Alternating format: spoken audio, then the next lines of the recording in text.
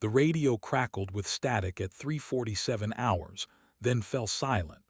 For the 12 Navy SEALs crouched in the bombed-out shell of what used to be a school in eastern Syria, that silence meant death was circling overhead.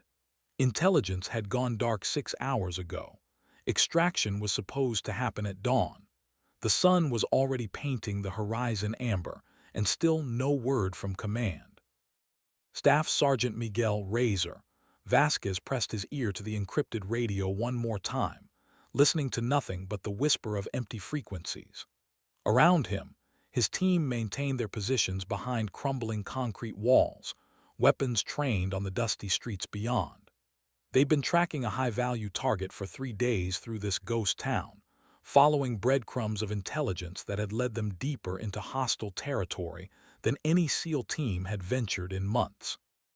The target, a bomb maker responsible for attacks across 3 countries, had vanished into the labyrinth of abandoned buildings like smoke. Worse, the team's exfiltration route had been compromised when a local militia patrol stumbled across their hidden insertion point. 12 of America's most elite warriors were now trapped in a box canyon of urban warfare, with no way out and no one coming to get them. Vasquez caught the eye of his point man, Petty Officer First Class Jackson Prophet Williams, who'd been scanning the eastern approach through his rifle scope for the past 20 minutes.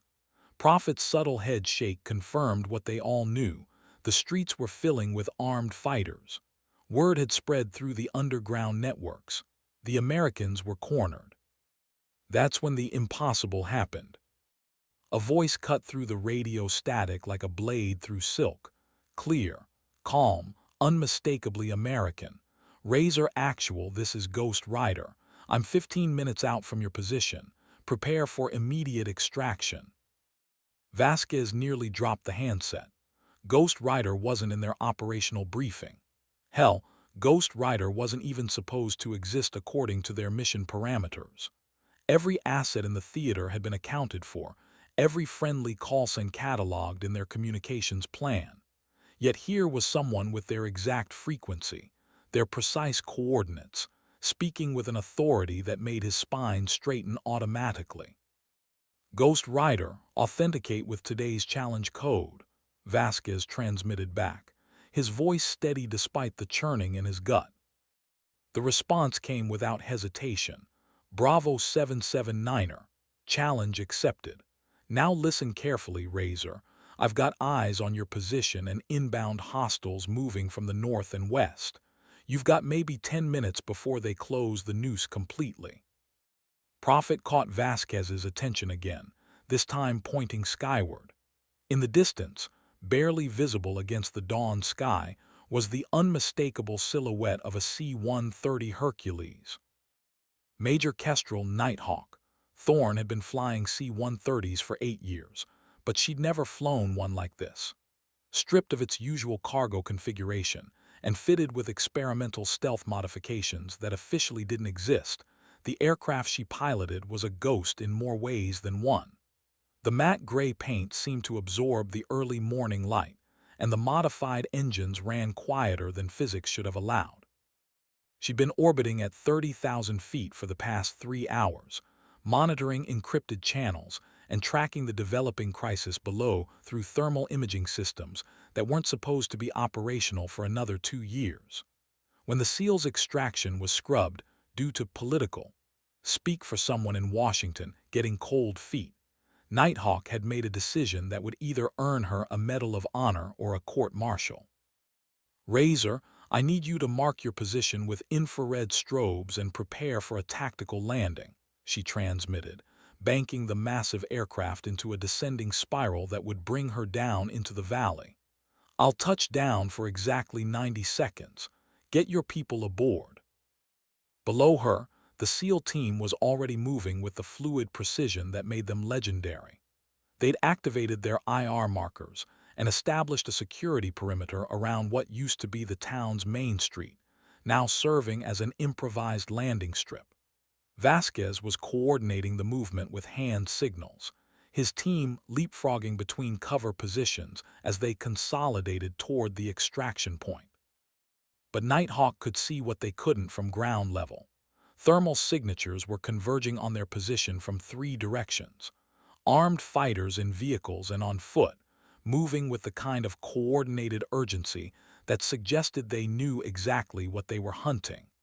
The window for extraction was closing faster than anyone had anticipated. She pushed the throttles forward, trading altitude for speed as she lined up her approach.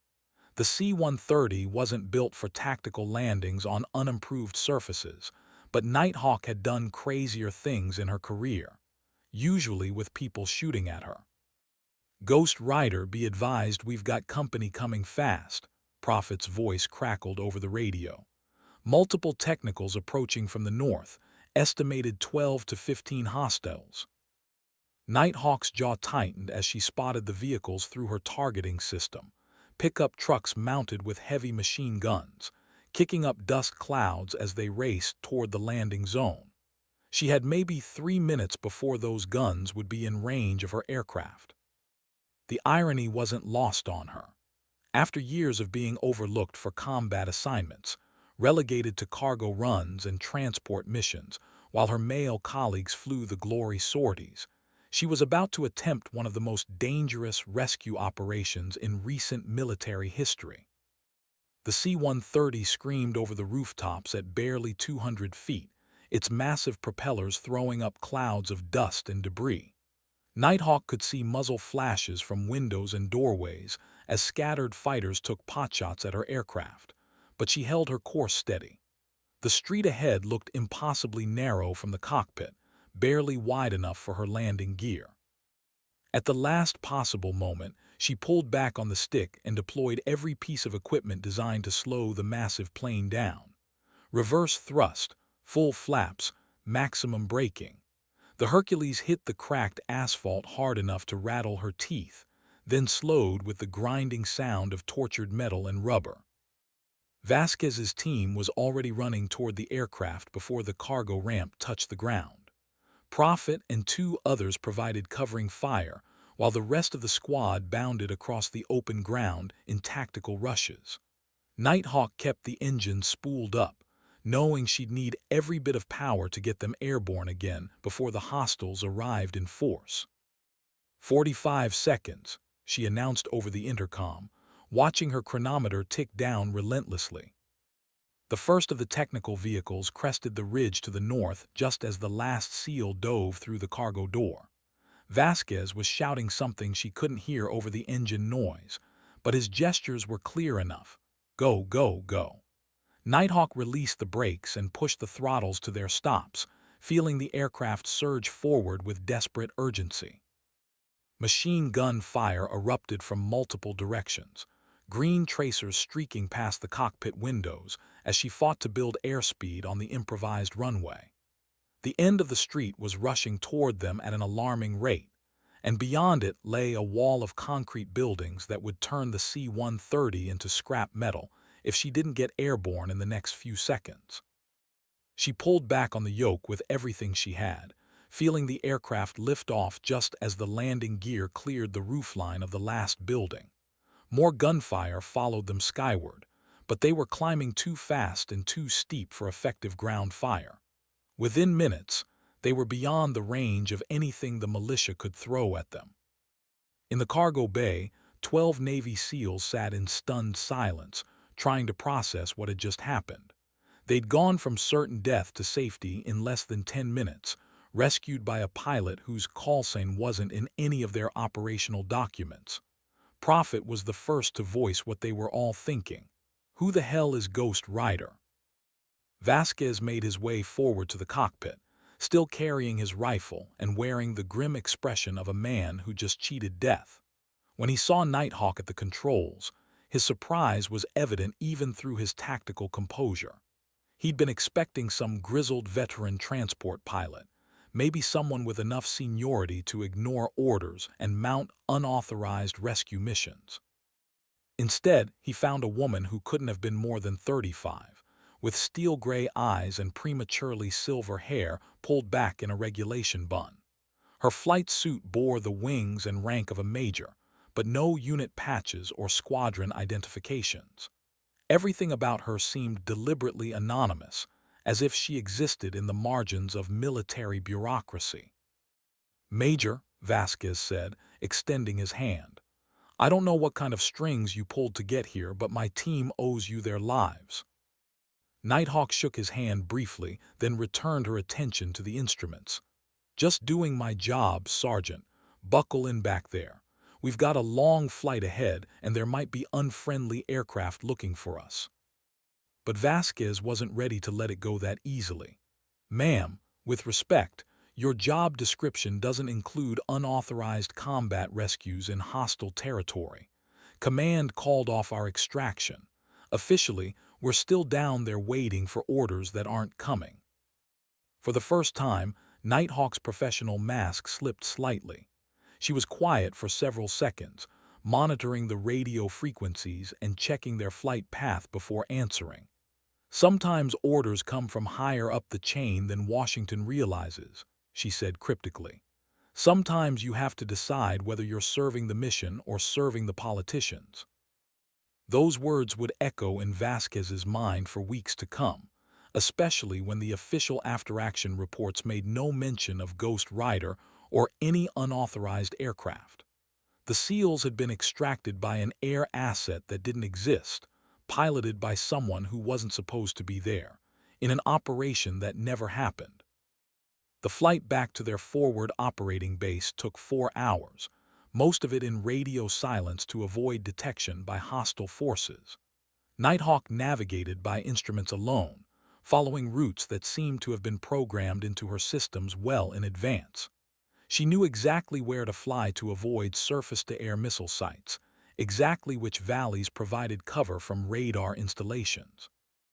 Prophet spent most of the flight trying to figure out their mysterious pilot. He'd served with Special Operations Forces for 6 years and thought he knew every aircraft and crew that supported their missions. Ghost Rider was an unknown quantity, operating with equipment and authority that suggested connections far beyond normal military channels. When they finally touched down at the base, Nighthawk taxied to a remote section of the flight line, well away from the main operations area. She shut down the engines and secured her equipment with the methodical precision of someone accustomed to working alone. By the time the SEALs gathered their gear and prepared to disembark, she was already preparing for departure. "Major," Vasquez called out as she headed back toward the cockpit, "I'd like to put you in for a commendation, what you did back there." "No paperwork," Nighthawk interrupted firmly. "No reports, no commendations, no publicity. This mission didn't happen and I was never here. That's not a request, Sergeant. That's the price of your extraction." She paused at the cockpit door, her expression softening slightly. "But for what it's worth, you've got a good team. They kept their heads when things went sideways and they trusted someone they'd never met. That takes guts." Within 30 minutes, the C-130 was airborne again, disappearing into the afternoon haze as if it had never existed. The SEALs were left standing on the tarmac, wondering if they'd imagined the entire encounter. It wasn't until they were debriefed by intelligence officers who seemed unusually interested in their rescue that they began to understand they'd stumbled into something much bigger than a routine extraction. The debriefing was conducted by a colonel none of them recognized, accompanied by 2 civilians in expensive suits who took notes but never spoke. The questions focused less on their primary mission, tracking the bomb maker, and more on the circumstances of their rescue. Who was the pilot? What did she say? What equipment did she have aboard her aircraft? Vasquez answered truthfully but incompletely, following military protocol while protecting the woman who'd saved their lives. He provided her call sign and basic operational details, but omitted her cryptic comments about higher authority and serving the mission over politics. Something told him those particular insights were meant for him alone.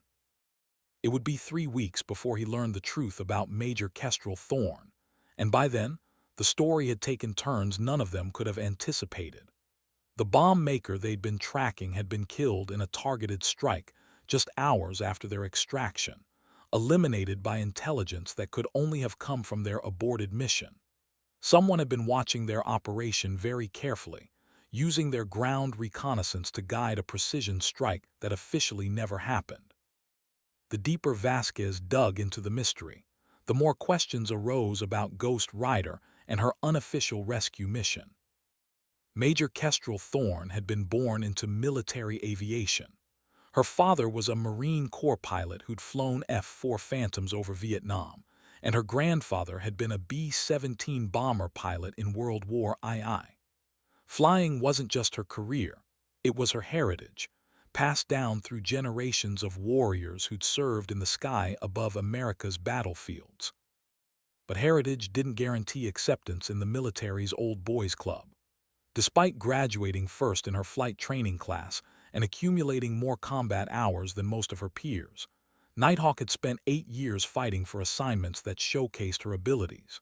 She'd been passed over for fighter pilot slots, relegated to transport duties, and consistently underestimated by commanders who saw her as a competent but unexceptional cargo hauler. What they didn't see was the network of relationships she'd built across the special operations community. Pilots talk, especially when they're flying dangerous missions in remote corners of the world. Over the years, Nighthawk had earned a reputation among the special operators as someone who could be trusted with the most sensitive missions, someone who wouldn't abandon them when politicians changed their minds. The night before the SEAL extraction, she'd received an encrypted message through channels that officially didn't exist. The communication contained coordinates, radio frequencies, and a simple instruction: be ready to move on short notice. No mission parameters, no authority codes, no official sanction. Just a request from someone who knew she wouldn't refuse. She'd spent her career being overlooked, underutilized, and underestimated. But in the pre-dawn darkness over Syria, piloting a stealth-modified C-130 into harm's way, Major Kestrel Thorne had finally found her moment to prove what she'd always known about herself. She wasn't just competent, she was exceptional. And sometimes, exceptional people have to make exceptional choices. The flight back to her classified home base took her over terrain she'd memorized from dozens of previous missions.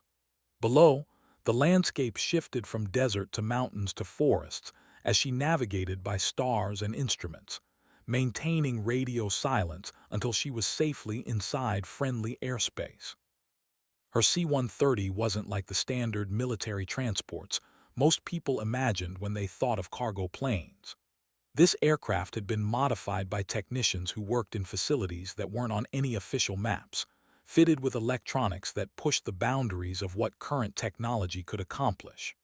The stealth capabilities alone represented millions of dollars in research and development that Congress had never approved and the Pentagon had never acknowledged.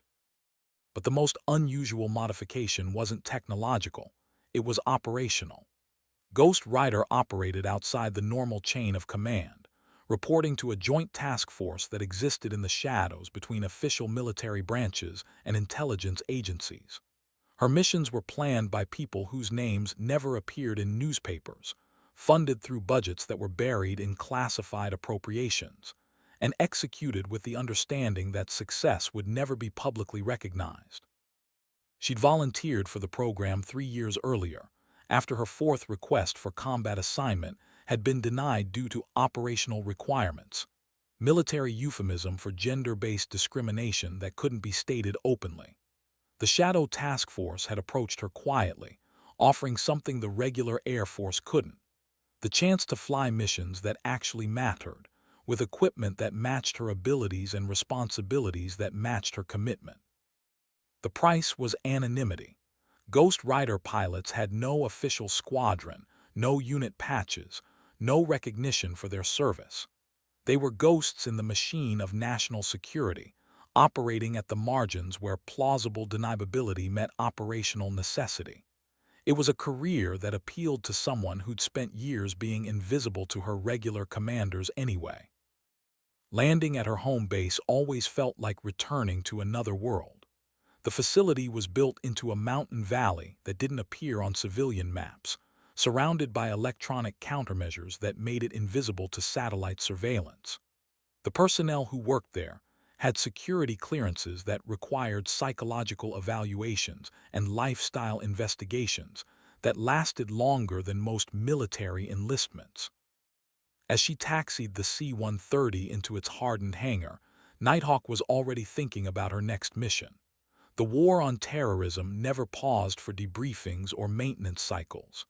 Somewhere in the world, American forces were operating behind enemy lines, and sooner or later, some of them would need extraction from situations that regular channels couldn't handle. That was when Ghost Rider would break radio silence again, materializing from the darkness to carry America's warriors home. It was a role she'd chosen, a purpose that justified the sacrifices and anonymity. She was no longer just a transport pilot relegated to cargo runs. She was a guardian angel for the people who fought America's most dangerous battles.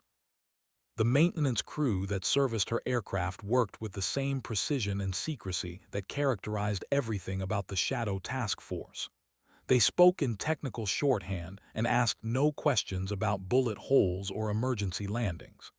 Within hours, the C-130 would be mission-ready again, its fuel tanks topped off, and its systems checked for the next call to action. Nighthawk completed her post-flight inspection and secured her gear, following procedures that had been drilled into her through months of specialized training. The mission reports she filed were classified at levels that required special computer terminals and encryption protocols that changed daily.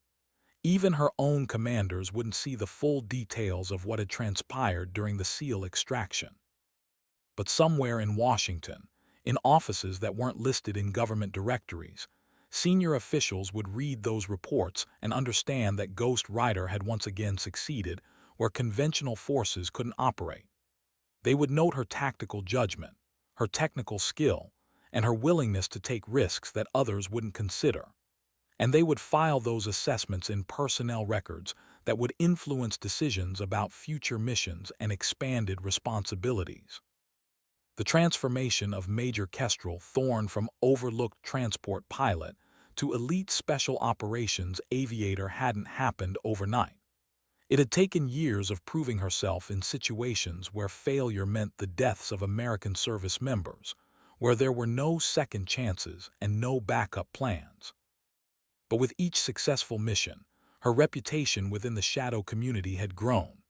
Special operators who'd been extracted by Ghost Rider spread word through their networks about the mysterious pilot who appeared when no one else would come, who flew impossible approaches into hostile territory, who never left anyone behind. Her call sign became synonymous with hope in the darkest moments of America's secret wars. The SEAL extraction over Syria was just the latest chapter in a career that existed in the classified margins of military history. There would be no medals ceremonies, no promotion announcements, no public recognition for what she'd accomplished. But in the world that mattered to her, the world of warriors who depended on her skills and judgment, Major Kestrel Nighthawk Thorne had earned something more valuable than official accolades. She'd earned the trust of America's most elite fighters, and the knowledge that her choices had kept them alive to fight another day. 3 months after the Syrian extraction, Staff Sergeant Miguel Vasquez was conducting a training exercise at Fort Bragg when he received an encrypted message through secure channels. The communication was brief and to the point. Ghost Rider needed ground truth intelligence for a developing situation in Eastern Europe. A joint NATO Special Operations Force had been compromised during a reconnaissance mission, and conventional extraction assets couldn't reach them without triggering an international incident. The message included coordinates and radio frequencies, but no official authorization codes or command authority. It was exactly the kind of off-the-books communication that Vasquez had been expecting ever since his team's rescue in Syria. Someone was building a network of trusted operators who could be called upon for missions that existed outside normal military channels. Vasquez's response was immediate and without reservation. He provided detailed intelligence about enemy positions, weather conditions, and tactical considerations that would affect a rescue operation. He also included personal assessments of the trapped operator's capabilities and likely responses to various extraction scenarios. The information was compiled from classified sources and operational experience that officially he shouldn't have shared with unauthorized personnel. But Ghost Rider wasn't unauthorized personnel in any way that mattered. She was a guardian angel who'd proven her commitment to bringing warriors home, regardless of political complications or bureaucratic obstacles. Vasquez understood instinctively that supporting her missions was part of his broader obligation to the special operations community. Within 48 hours, news reports mentioned that a joint NATO training exercise had concluded successfully in Eastern Europe, with all personnel returning safely to their home bases. The reports made no mention of hostile contact or extraction operations, but Vasquez recognized the language patterns that indicated a cover story designed to obscure actual events. Somewhere in the classified files of multiple intelligence agencies, there would be records of Ghost Rider's involvement in the operation. But in the public narrative of international relations, nothing unusual had happened. The special operators who'd been rescued would return to their units with instructions to file routine after-action reports that omitted any details about their extraction. This was how the Shadow War was fought, with plausible deniability and operational compartmentalization that protected both the warriors and the missions they served. It was a system that relied on trust and professional judgment rather than formal command structures, and it worked because people like Ghost Rider and Vasquez understood their responsibilities to each other and to the greater mission. Over the following months, Vasquez heard occasional reports through special operations networks about Ghost Rider sightings in various theaters of operation. A C-130 with unusual stealth modifications had been spotted at forward operating bases in Afghanistan, Somalia, and the Philippines, always arriving without advance notice, always departing before official records could be filed, always associated with successful extraction operations that somehow never appeared in official reports. The pattern suggested a level of operational tempo that would have been impossible for a conventional military unit to sustain. Ghost Rider was flying more missions, taking greater risks, and operating with expanded authority that indicated someone in the highest levels of government was paying attention to her success rate. What Vasquez didn't know was that Major Kestrel Thorne had become something of a legend within the compartmentalized world of classified military operations. Senior officials who dealt with the most sensitive national security issues had begun requesting her specifically for operations that couldn't afford to fail. Her name appeared in classified briefings at the Pentagon, the CIA, and joint command structures that coordinated America's most covert military activities. The Syrian SEAL extraction had been a turning point, not just in her career, but in how the military establishment viewed the potential for special operations aviation. Her success had prompted classified studies about the tactical advantages of stealth-modified transport aircraft, the operational benefits of pilots who could make autonomous decisions in hostile territory, and the strategic value of maintaining plausible deniability for rescue operations. But none of those studies captured the most important element of Ghost Rider's effectiveness: her personal commitment to the warriors she served.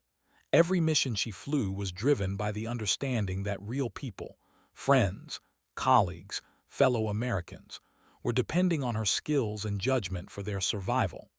It was a responsibility that transcended official military doctrine and bureaucratic procedures. 6 months after Syria, Vasquez received another encrypted communication, this one with an unusual request. Ghost Rider needed experienced ground operators for a mission that would require close coordination between air and ground elements. The target was a high-value prisoner being held in a remote facility that conventional forces couldn't assault without creating significant political complications. The mission parameters were unlike anything Vasquez had encountered in his military career. Instead of operating under formal command authority, The team would be assembled from volunteers across multiple units, equipped with non-standard gear that couldn't be traced to American sources, and inserted using aircraft and routes that didn't officially exist. Success would be measured not by tactical objectives achieved, but by the absence of any evidence that American forces had been involved. Vasquez understood that accepting the mission would mark a fundamental change in his military career. He would be crossing the line from conventional special operations into the shadow world where Ghost Rider operated, accepting risks and responsibilities that weren't covered by normal military protocols. It was a decision that could lead to recognition at the highest levels of government, or to complete disavowal if anything went wrong. His response was immediate. He was in, and he knew 11 other SEALs who would volunteer without hesitation. Within a week, they were at an unmarked training facility, learning to use equipment that wasn't in any military inventory, rehearsing tactics that weren't in any field manual, and preparing for a mission that wouldn't appear in any official records. The transformation was complete. Staff Sergeant Miguel Vasquez and his SEAL team had become part of Ghost Rider's extended network, warriors operating in the shadows to protect American interests and American lives. They were no longer just elite military operators.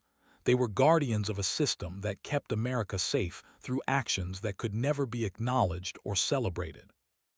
And at the center of it all was Major Kestrel Nighthawk Thorne, the pilot who'd broken radio silence to save a stranded SEAL team, and in doing so, had revealed the existence of a military capability that operated beyond the boundaries of conventional warfare.